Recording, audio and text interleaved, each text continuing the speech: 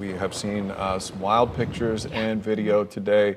Some of the most interesting we have seen during our coverage came from our reporter, Eric Von Eyck, and he is in Bradenton Beach, that area over on the west side of Florida. So, Eric, how are the conditions there? You've been dealing with it for so long. I keep hoping to go to you and maybe you're getting a break, but it certainly doesn't seem that way. Hi, Matt, Jamie. No, and look, this is part of the job. This is what we do. This is what we sign up for. To be out here and bring pictures to you guys sitting at home, sitting on your couch, if you're laying in your bed, on your phone, tablet, if you got the TV on. The idea is we're out here. We picked a fairly, in my estimation, intelligent location. We're under an overpass here in downtown Bradenton. We're right along the Riverwalk, but still, we are now on the exposed side, and you can feel it. Chief Meteorologist Tom Searles was talking about where we are here, feeling hurricane force gusts. So where Vic's report was about 2 minutes ago is about 55, 60 miles, depending on where he is exactly, south of us. So he's much closer to the eye. We're again 58 miles exactly from where the eye made landfall earlier. And it has been intense out here. This downtown area of Bradenton taking a beating for sure. Jeff is under the shelter. Jeff, could you do me a favor? Can you step out and can you show our latest discovery? So I don't want to walk too far because we're having frequency issues, or range issues, I should say, with our frequency and our microphone. But that is a fridge. And it just makes me wonder, how does a refrigerator, a full-size refrigerator, end up here in the Manatee River? A lot of this styrofoam here came from a houseboat that we had been watching very carefully over the past few hours that was just being ripped apart. The roof came off. That's the styrofoam from the roof. The wooden framing is somewhere here in the water. You see all these 50-gallon drums, presumably, that were underneath some docks. It is possible the fridge came from the houseboat because we don't see the houseboat anymore, and I can't even show it to you because the area along the dock where it was parked is entirely dark now. But yes, that is a refrigerator among many, many other things in the water. We talked earlier about a propane tank, a propane canister. There was a small one and a large one, and that larger one was spewing propane into the air, so we had to get away from that. I don't know if you guys remember this a few hours ago. I also showed you, so in that direction by the dock was the houseboat, and right next to it was a sailboat, and it was teeter-tottering. We cannot see the sailboat now any longer. It appears it has capsized, or the mast has just broken off. But I cannot see in between the docks, and I'm not seeing anything sticking up from the docks. So it is possible the mast broke, or the sailboat is now on its side. We're losing power here again, so we're in Manatee County, then you got Sarasota County, then Lee, and then Collier County, where the hurricane came ashore. So the latest numbers are right around 35% of people here in Manatee County no longer have power. If you go south to Sarasota County, the latest number is 75% of everybody there has lost power.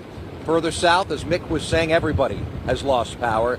And an update from some of the power crews, at least FPL and in this area, saying power is going to be out for at least a day, maybe several days. It's possible in this area, in some areas, power could be out for longer than a week.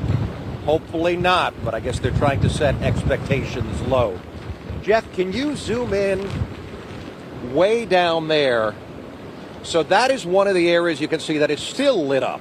We have very sporadic lighting here, so much of this area where I am has lost power. But down there, you can see a building, and you can really see the waves lighting up as they smack into the seawall. And then, of course, the wind picks them up, and they're being carried over onto this boardwalk. They call it the riverfront area. Matt and Jamie. Yeah, Eric, obviously it's after sunset. It's very dark where you are. You're showing the illuminated part that you are seeing, but the rest of your background is dark. Do you recall when Power went out. Now, power is out in your area in that part. And do you recall how many minutes ago when the power went out, when you noticed the power being out? Jamie, probably the best way to describe it is it's been incremental. I guess it's not that so much the intensity suddenly increased out here and then it knocked the power out. It's that the way I was trying to describe it before is when you have just this pounding of wind over and over and over again for a sustained amount of time, it's going to take stuff down. Some stuff is going to last longer. The things that are built stronger, but the easy stuff, like Mick was talking about, street signs, right? Trees starting to blow over. We're seeing some trees give way. We're seeing some of the street signs wobbling, wavering. Some are already on the ground. Power lines. We're not from where I am, and remember, we're not really mobile, so we can't really inspect the city here in the surrounding area. But we're not seeing that, and we're not seeing street lights go down. But what has obviously happened is just pockets of this city have just gone out, and this building. I'm trying to point to the building over here, Jeff. So mostly dark, right? I can't tell. We knew early on that a lot of these people evacuated, and there were a few units in this complex where people stayed. But what I can't tell is the little light that you see, if that's somebody's flashlight or, cell phone, something lighting it up. But generally, power to this whole area from where I'm standing, all the way down there is out. I just saw a glow in the background. Typically, that's a telltale sign of a power transformer blowing. The bridge in front of me is still lit up, the big street lights over this causeway. But beyond that, some lights in the distance. But Jamie, mostly out, and it looks like more going out by the minute.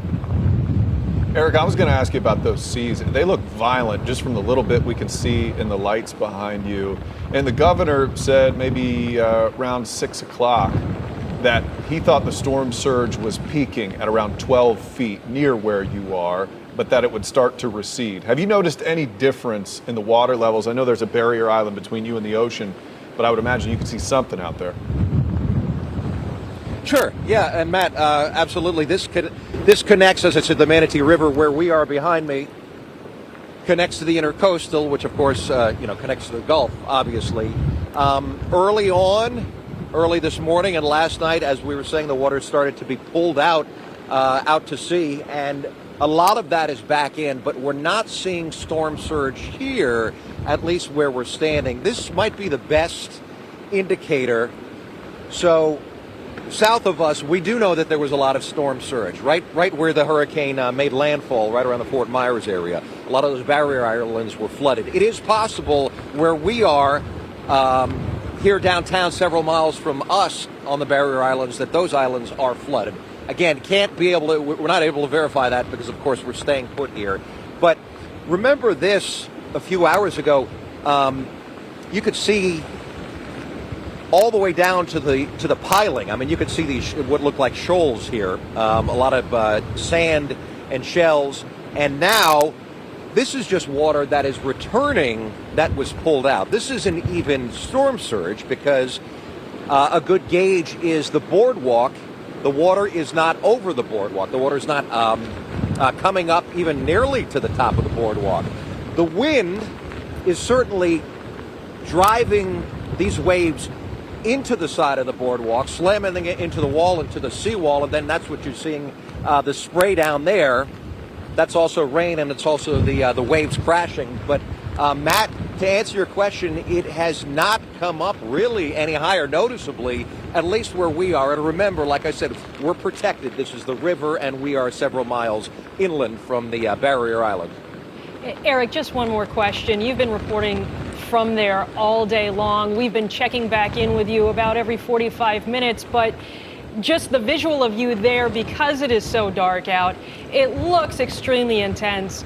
Are these the most intense conditions you've experienced since you've been out there right now?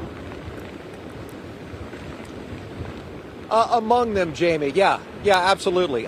We keep waiting for this storm to let up. I know I heard Tom's update a little while ago. Samara was talking about this as well. So, excuse me, not that we're ever excited about a Category 3, 125 mile an hour wind, of course. Devastating damage, especially if it's right over you.